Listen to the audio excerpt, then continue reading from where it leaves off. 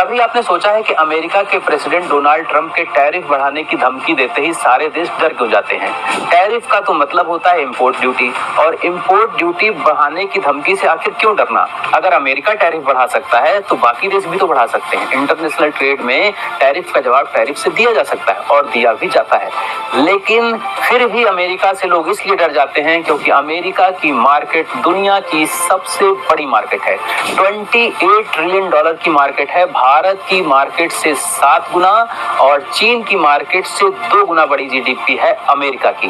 तो जाहिर है ऐसी मार्केट को, ऐसे बड़े बाजार को कौन खोना चाहेगा। और दूसरा सवाल यह भी है कि अगर भारत और चीन दोनों की आबादी अमेरिका से 4.5 टाइम्स ज्यादा है तो अमेरिका की मार्केट बड़ी कैसे है। आबादी हमारी है ज्यादा तो उसकी इकोनॉमी बड़ी कैसे है, उसकी मार्केट बड़ी कैसे है, वहां खरीदार ज्यादा कैसे हैं। तो इसका आंसर यह है कि सिर्फ आबादी से कुछ नहीं होता, परचेसिंग पावर भी होनी चाहिए, खरीदने की औकात भी होनी चाहिए, हैसियत भी होनी चाहिए, इनकम भी होनी चाहिए।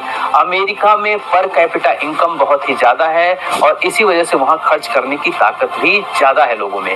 भारत में ऑन एवरेज जहां हर आदमी साल का $2500 खर्चा करता है या खर्च करने की क्षमता रखता है, वहीं चीन में $12,000 खर्च करने की क्षमता रखता है ऑन एवरेज। तो यूएसए में औसतन ऑन एवरेज हर नागरिक अमेरिका का $85,000 खर्च करने की क्षमता रखता है। भारतीय करेंसी में समझिए कि भारत का नागरिक हर साल 2 लाख रुपए तक खर्च करने की हैसियत रखता है ऑन एवरेज, औसतन।